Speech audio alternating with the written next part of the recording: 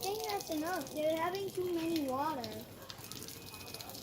Doon, in that side. Yan. What's it?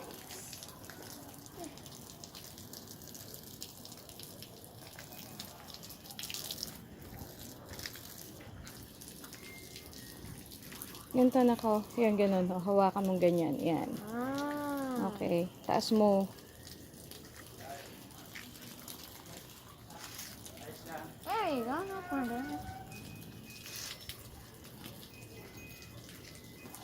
Ano, how do you call that, plants? That is pechay. And this one is okra. Ayan, oh. That one is kamote. Kamote is sweet potato. Yeah. There you go. That's sweet potato. We said it the same word. And then, yung sili, you have to water that sili. What? How? It's too far away. I can't see that. Daddy, pakilakas nga yung hose. That's alright.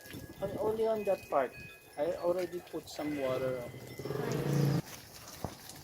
Explain mo what kind of plant is that? That is